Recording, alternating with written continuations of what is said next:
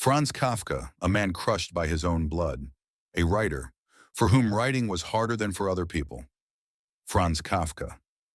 Franz didn't just write about alienation and despair, he lived it. His works weren't fiction, they were masked by his own suffering. And at the center of that suffering was his mother, a woman who gave him life but never truly saw him.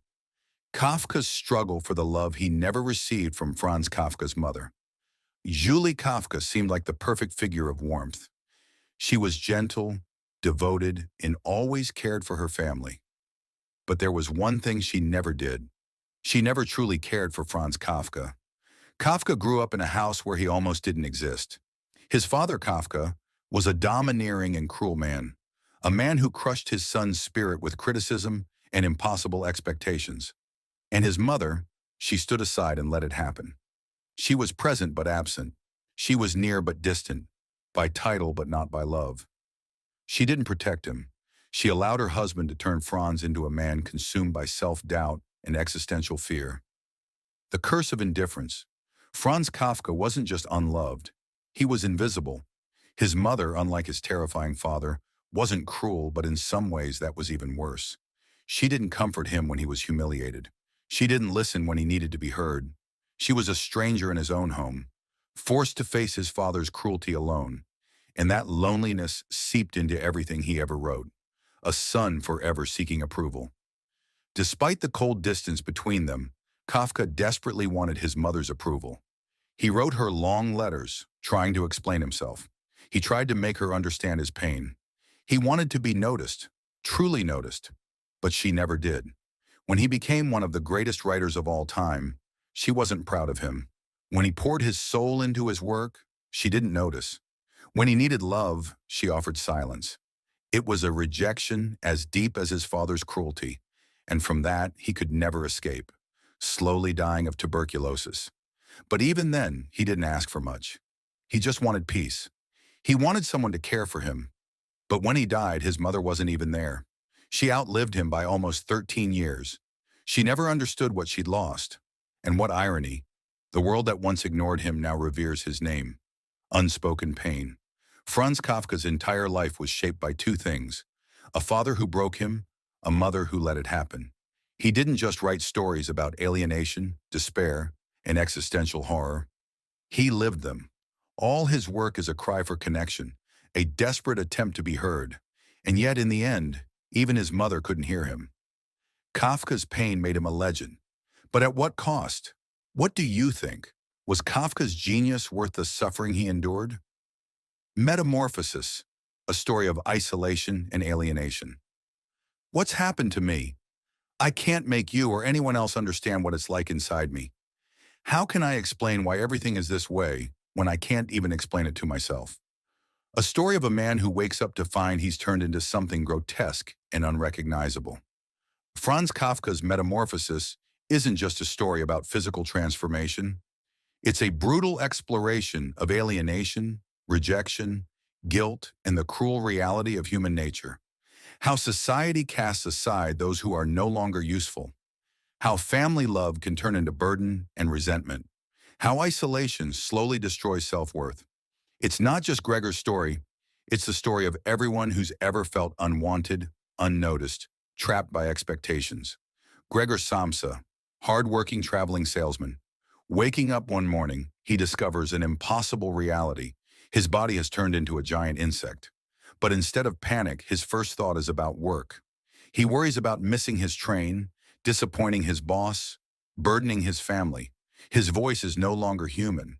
His new form makes even the simplest tasks, getting out of bed, opening a door, a monumental struggle. His family and employer quickly reveal their true nature. His mother faints at the sight of him. His boss flees in horror. His father sees only a disgusting problem to deal with. For the first time, Gregor transforms into an object of horror and inconvenience, the slow unraveling of a man. Locked in his room, Gregor begins to sink into absolute isolation. At first, his sister Greta cares for him, bringing food, tidying his room. But over time, her patience runs out. She stops seeing him as a brother, only as a burden.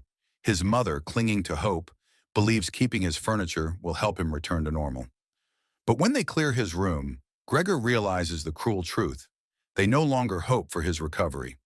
When his father comes home and sees the mess, his reaction is explosive. He pelts Gregor with apples. One lodges in his back, a wound that never fully heals. Gregor isn't just physically hurt, he's erased from existence. The breaking point. Since Gregor can't work, the family takes jobs to survive. They rent out rooms and Gregor's space becomes a storage closet. His presence is a stain on their new life. They don't talk about him. They don't check on him. They move on. One evening, Gregor hears Greta playing the violin. The sound awakens something in him, a desperate longing for connection. Forgetting himself, he emerges from his room, drawn to the music. But his appearance terrifies the lodgers. They refuse to pay, threatening to leave. And in that moment, Greta, his last tie to humanity, declares, "This thing isn't Gregor. We need to get rid of it." Those words seal his fate. Gregor is gone. What does it mean? Kafka's Metamorphosis isn't just a horror story. It's a reflection of reality, how society treats the useless.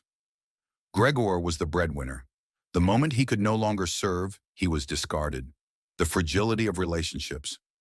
Love based on obligation isn't love. It's a contract Gregor unknowingly broke. Losing himself. Gregor never truly fought his fate. He accepted it. His greatest tragedy wasn't the transformation, it was his submission. Was he ever truly human in his family's eyes?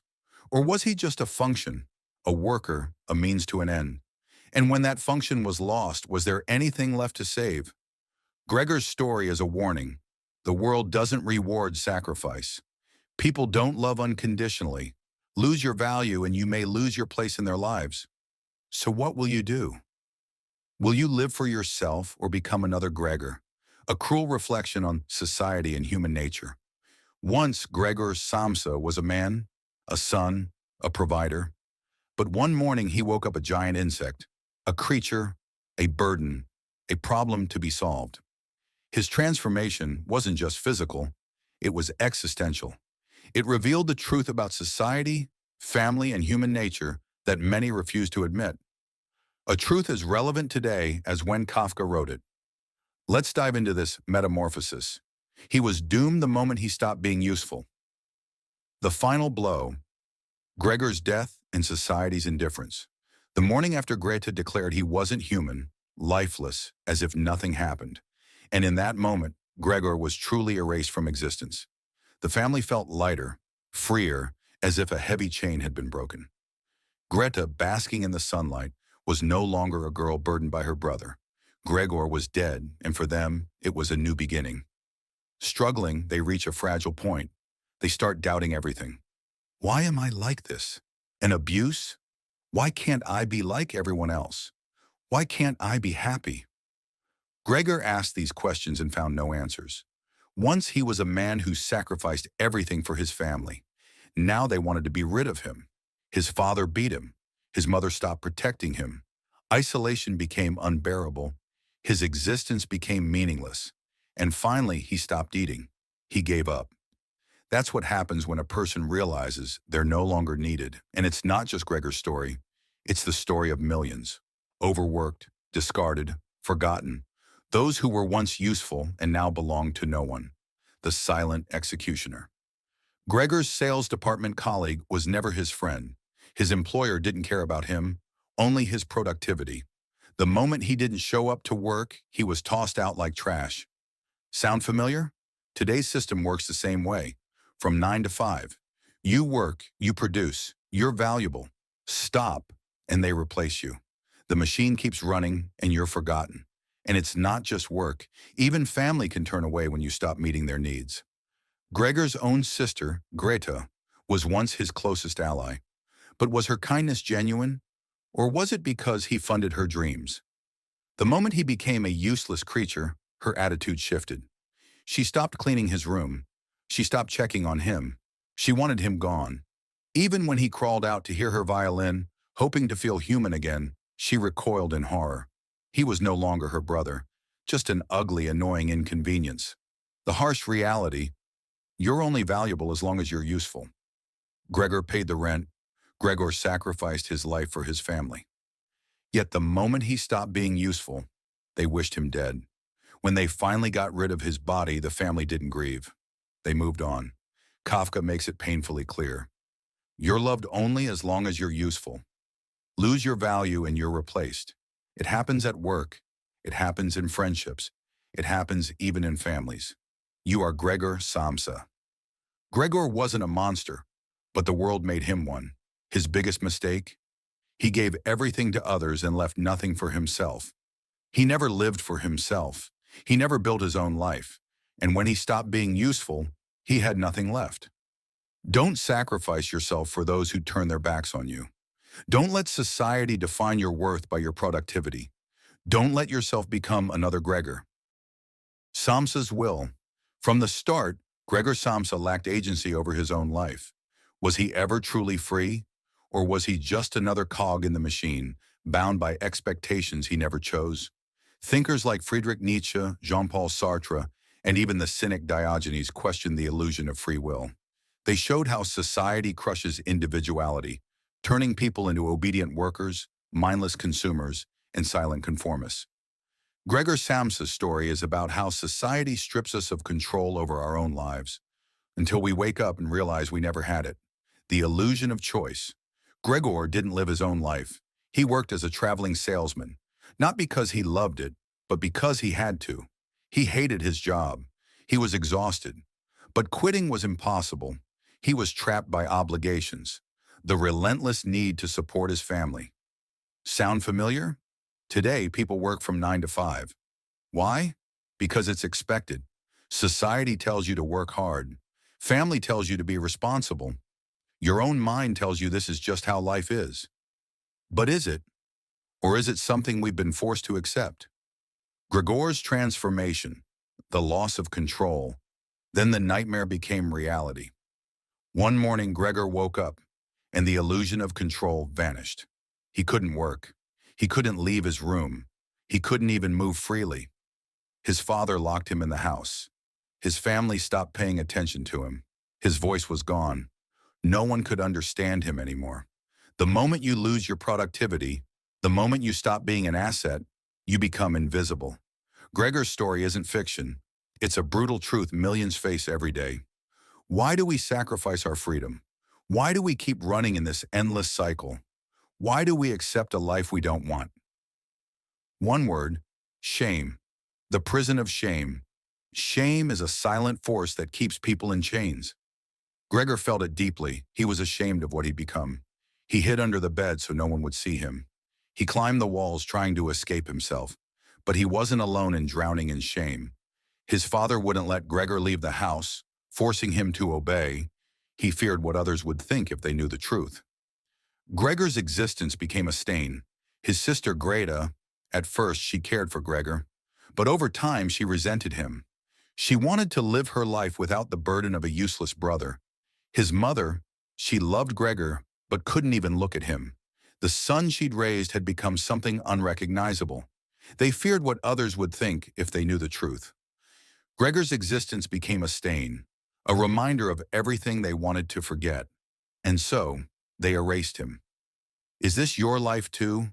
How many people today are stuck in lives they never truly chose, working jobs they hate, living up to expectations they never set, afraid to change because of what others might think?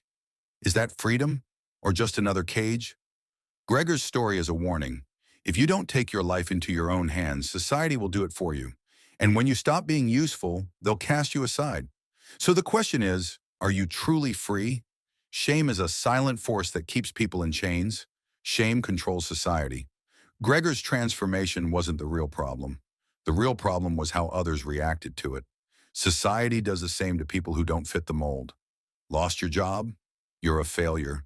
Struggling with mental health? You're weak. Chose an unconventional path? You're an outcast. Shame isolates. Shame destroys. And shame ensures no one fights back. Why do people stay trapped in lives they hate? Most people aren't stuck because they lack ambition. They're stuck because they fear what'll happen if they step outside the lines. Think about it. How many stay in jobs they hate just to keep up the illusion of success? How many avoid their true dreams because of what others might say? How many hold on to toxic relationships just to escape the shame of being alone? Shame isn't just a feeling, it's a system of control. Gregor could have escaped his room at any moment, but in his mind he had nowhere to go. And that's what shame does. Not everyone bows to shame. The cynic Diogenes was the opposite of Gregor Samsa. He rejected social norms. He wasn't ashamed to be different. He lived as if society's opinion didn't exist. Diogenes wasn't trapped in a prison of expectations. Gregor was. And that's the difference between living and merely existing. A portrait of a woman. A portrait of a woman, the last trace of humanity in his music. They rot us as people.